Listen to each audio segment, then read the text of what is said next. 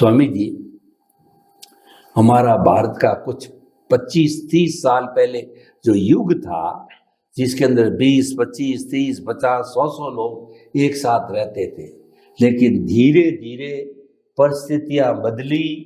पता नहीं क्या हुआ कि बच्चे ने शादी की तो वही वेस्टर्न कल्चर की तरह मुझे अलग रहना है और मेरी जो है सब सुविधाओं को प्राप्त करना है, यानी कि जॉइंट फैमिली से न्यूक्लियर फैमिली बनती गई और बनती जा रही है। तो न्यूक्लियर फैमिली बनने के क्या कारण हैं और उसके क्या गुण दोष हैं, और जो है वो बनी रहती है तो परिवार को तो नफा नुकसान है ही है, लेकिन हमारे एज ए होल देश जिसमें हम रहते हैं वो भी एक फैमिली है। विश्व को छोड़ दीजिए तो सबको मिला करके जो है न्यूक्लियर फैमिली का इफेक्ट वो जो आएगा उसको कैसे रोक सकते हैं अध्यात्म विज्ञान की दृष्टि से, कृपया उसके बारे में थोड़ा मार्गदर्शन दीजिए। हमारे भारतवर्ष में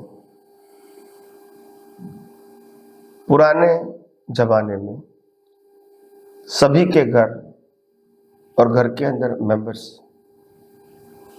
10, 15, 20, 25 होना वो तो सामान्य बात थी, और जीवन जीना भी लोगों के लिए आसान था, क्योंकि छोटे बड़े युवा सब घर में होते थे तो छोटा मोटा काम अपने आप हो जाता था, मालूम भी नहीं होता था। और किसी का स्वास्थ्य बिगड़ गया है, किसी की जॉब नहीं है, किसी को सामाजिक जवाबदारी बढ़ गई है, घर में कोई व्यक्ति अपंग हो गया है, तो बड़े परिवार में सबका एडजस्टमेंट हो जाता था। और सही बात है, तो हम एक दूसरे को अमाउंट को नहीं गिनते थे, अब साथ में रहते हैं उसका ही आनंद है। बस कोई कम कमाता है, ज़्यादा कमाता है, कोई इम्पोर्टेंट नहीं है। मगर जो आपने कहा कि न्यूक्लियर फैमिली, छोटी फैमिली, ये वेस्टर्न कंट्री का जो ट्रेंड आ गया वो इसीलिए आ गया कि लोगों को लगता है कि हमको फ्रीडम चाहिए। फ्रीडम का मतलब है हम अपनी तरह जिए। ये अच्छा भी है, उनका प्लस पॉइंट भी है और माइनस पॉइंट भी है। प्लस पॉइंट ये होता है कि जब युवा काम काज और थकान करके जब घर पे आता है, लेडीज या जेंट्स, तो उनको लगता है कि I want to be relax. घर में आवाज, कचकच, काम, ये करो वो करो, ये जो होता है बड़ी फैमिली में, वो उनको पसंद नहीं है। तो इसीलिए लगता है कि मैं घर पे आऊँ तो एकदम पीस एनवायरनमेंट होना चाहिए। तो अगर छोटी फैमिली होती है तो अपने आप ही पीस होता है। तो एक ये कारण है। दूसरा कारण है कि अभी जो युवा है, जो दो ही रहते हैं कपल, वो काफी हार्ड वर्कर होते हैं, क्योंकि उसको मालूम है कि हमने मकान या तो किराए पर लिया है या तो लोन पे लिया है, तो हर महीने मेरे को जॉब करना ही है, हफ्ता भरना ही है। और जो भी हम फैसिलिटी लेंगे मकान के साथ, कार लेंगे तो कार का भी हफ्ता भरना पड़ेगा, मेडिक्लेम लेंगे तो उनका भी हफ्ता भरना पड़ेगा, इंश्योरेंस लेंगे पर्सनल तो भी हफ्ता भरना पड़ेगा। यानी हर चीजों का पेमेंट करना है तो उनको हार्ड वर्क तो करना पड़ेगा, और जॉब को कैसे भी करके टिकाए रखना है, तभी काम चलेगा। तो इसीलिए वो आज के युवा जो है वो वास्तव में हार्ड वर्क भी करते हैं, ऐसा नहीं कि नहीं करते हैं। हाँ, कई कई व्यक्तियों को अपॉर्चुनिटी नहीं मिलती है, वो एक अलग बात है। और कई व्यक्तियों को अपॉर्चुनिटी मिलने के बावजूद भी वो कहते हैं कि मेरे को इतने में संतुष्ट है, तो वो और कोई ज़्यादा हार्ड वर्क करने की कोशिश नहीं करते। उनके साथ बेसिक सुविधा, खुद का मकान होता है, खुद की गाड़ी होती है और फिक्स इनकम हो गई है, तो फिर ज़्यादा वो अटेंशन नहीं देते काम के ऊपर। ऐसा भी होता है। मगर आज का जो युवा है, वो युवा बहुत से कारणों से अपने आप को परिवार से अलग रखना चाहते हैं, क्योंकि हम जिस समाज में जीते हैं, इस समाज में हमको मालूम होता है कि पत्नी का तो प्रश्न होता ही है, बच्चे और माँ बाप का तो प्रश्न होता ही है, मगर सास बहू का प्रश्न होता है, बहू बहू का प्रश्न होता है, ननद देरानी जेठानी का प्रश्न होता है। तो ये सब जो प्रश्न होते हैं और वो रूटीन जैसा हो जाता है। क्या हो जाता है? रूटीन। तो जो परिवार में जो जेंट्स होता है, जो काम करके आता है, तो आज इनके साथ ये प्रॉब्लम हुआ, आज इनके साथ हुआ, आज इनके साथ हुआ, आज सास के साथ हुआ, बड़ी बहू के साथ हुआ, ननद के साथ हुआ, ये सब सुन के हस्बैंड तंग आ जाता है और फिर कहता है कि चलो हम किसी को सही कहेंगे, गलत कहेंगे तो अच्छा नहीं लगेगा, बेटर हम अलग हो जाएंगे। तो ये एक बहुत बड़ा कारण है जो परिवार में जो कचकच होता है, तो इसके आधार से कई लोगों को पसंद नहीं आता है। तो हमारी जो पुरानी आदत है, बार बार टोकना, बार बार ये युवाओं को प्रश्न करना, घर में कहाँ जाता है, क्यों जाता है, कितना पैसा, तो ये उनको अच्छा नहीं लगता है। तो ये कारण है। दूसरा कारण ये है कि कई बार जो घर में जो पत्नी आती है, वो पत्नी समझती है कि मैंने अभी 25-30 साल तक तो घर में काम किया और जॉब भी किया, अभी मैं शादी करता हूँ तो रिलैक्स में फील करना चाहती हूँ, काम करूँगा मगर रिलैक्स होकर काम करूँगा, इतने घर के परिवार का मैं काम नहीं करूँगी, नहीं तो फिर शादी करने से मतलब भी क्या रहा। तो उनकी एक सोच होती है कि मैं छोटे परिवार में 2 व्यक्तियों के लिए काम करती रहूँ, जॉब भी करती रहूँ और घर चलाती रहूँ। तो सबकी अपनी अपनी एक सोच होती है और माँ बाप की सोच ऐसी होती है कि भाई मैं हम बूढ़े हो गए, बुजुर्ग हो गए, तो बच्चे हमारे साथ रहे तो हमारी देखभाल वो कर सकते हैं। हम बार बार वो नौकरी धंधे से दूर रहते हैं तो बार बार बुलाए, वो अच्छा भी नहीं होता है, वो आ भी नहीं सकता है।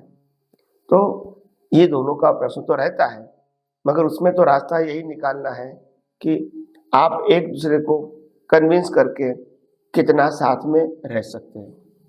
क्योंकि बड़े होने के बाद आप ऑर्डर तो नहीं कर सकते हैं, रिक्वेस्ट कर सकते हैं, आपकी परिस्थिति को उनको बता सकते हैं कि ऐसी ऐसी परिस्थिति है, अगर आप रहो तो घर में अच्छी बात है, थोड़ी बहुत दिक्कत तो आएगी मगर क्या करेंगे, हम भी तो उम्र वाले हैं, तो बार बार आपको बाहर से बुलाएंगे तो अच्छा नहीं लगेगा, घर में होगा तो ऑटोमेटिक आपका ध्यान रहेगा। तो ऐसे प्लस माइनस होता है, वो करके जितना भी हम एडजस्ट होके जीते हैं तो दोनों के लिए अच्छा है। बाकी आपने जो कहा कि वेस्टर्न ट्रेंड के मुताबिक युवा पति पत्नी अलग रहने का जो सोचते हैं, इसके ये बहुत सारे कारण हैं जो मैंने बताए। तो इसीलिए ये न होवे वो तो अच्छी बात है ही, मगर कहते हैं ना कि समय वर्ते सावधान, जब समय ही ऐसा है तो क्या करोगे, समझाने की कोशिश करो, बाद में छोड़ दो, और क्या कर सकते हैं। तो इसीलिए मैं कहता हूं कि जैसे जैसे आप अपने जीवन में आगे बढ़ोगे तो फैमिली के बारे में इतना तो कम से कम सोचो कि कम से कम एक दूसरे को हम समझ सकें और हो सके तो साथ में रह सकें, वो दोनों के लिए अच्छा है, दोनों के लिए। अकेला युवा भी बाहर रहता है तो उनको बहुत सारे प्रश्न आते हैं, मगर किसको कहेंगे जो अपनी मर्जी से गया है तो। और माँ बाप को भी आते हैं, जब अकेले घर में रहेंगे तो छोटी छोटी बातों में उनको छोटा काम बड़ा लगता है। अगर इलेक्ट्रिक का बिल भरना है तो भी उसको प्रोजेक्ट बोलते हैं कि मैं कैसे जाऊँ, गाड़ी लेके जाऊँ, ये लेके जाऊँ, कहाँ जाऊँ, कितने बजे का टाइम है, बंद हो जाएगा। ये सब छोटा काम उसके लिए बड़ा हो जाता है और बच्चों के लिए ये काम छोटा है। तो ये दोनों के लिए अच्छा है। और घर में बड़े व्यक्ति है तो छोटे छोटे घर में बच्चे होते हैं तो वो उनकी देखभाल बड़े व्यक्ति कर लेते हैं, और स्कूल में ले जाना छोड़ना ये सब बड़े व्यक्ति कर सकते हैं। तो दोनों के लिए फायदा है। अभी एक दूसरा कितने समझ सकते हैं एक दूसरे को, ये बहुत हमारे समाज में बड़ी बात है।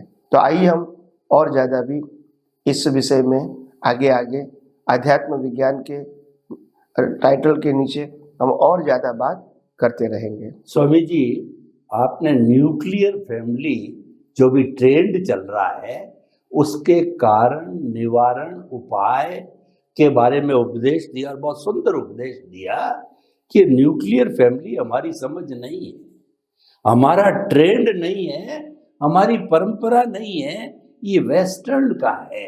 लेकिन समय का तकाजा है, हो रहा है, वो प्रभाव उसका आ रहा है, 5वां आ रहा है, समय का भी प्रभाव है, सोच का भी प्रभाव है, तो ये हो रहा है। लेकिन अगर न्यूक्लियर फैमिली होकर के भी जितने सदस्य रहे, तो जैसे कि पति पत्नी और बच्चे इतने रहे तो वो भी सुख शांति से रहे।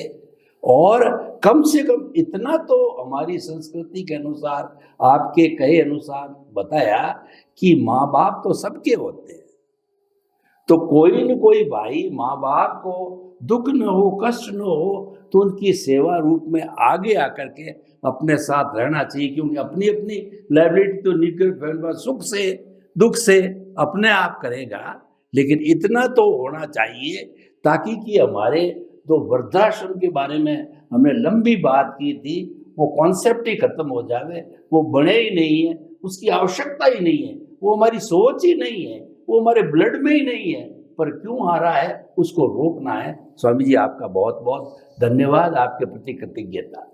सच्चिदानंद।